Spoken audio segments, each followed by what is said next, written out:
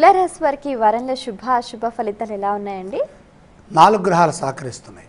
ప్రధానంగా తులారాశిలోనే చంద్రుడు ఉండటం, అలాగే 3వ రాశి అయినటువంటి ధనుస్సులో కుజుడు, ధనస్థానమైనటువంటి వృశ్చికంలో శుక్రుడు, అలాగే లాభస్థానం సింహంలో రవి, సింహంలో రాహు. ఇష్టకార్య సిద్ధి ఉన్నది. పెద్దల సూచనలతో ఆర్థికంగా లాభపడతారు. పనుల్లో వేగం పెరుగుతుంది. ఉద్యోగ వ్యాపారాల్లో శుభ ఫలితాలున్నాయి. శక్తి వంచన లేకుండా పనిచేయండి. బద్ధకం రానియద్దు. అలసట లేకుండా వ్యవహరించండి.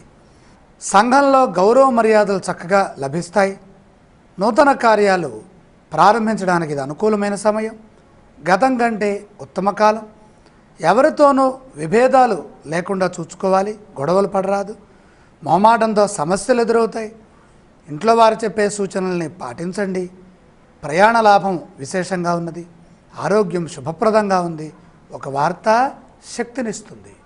తులారాశి వారు పఠించవలసిన స్తోత్రాలు ఇవ్వండి.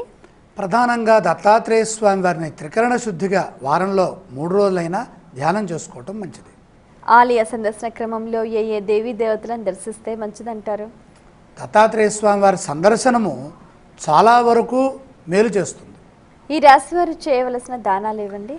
ప్రధానంగా ధనస్థానంలో ఏలినాడు శని దోషం చివరి భాగంలోకి వచ్చింది కాబట్టి శని ప్రీతిగా నువ్వులు దానం చేయటం మంచిది.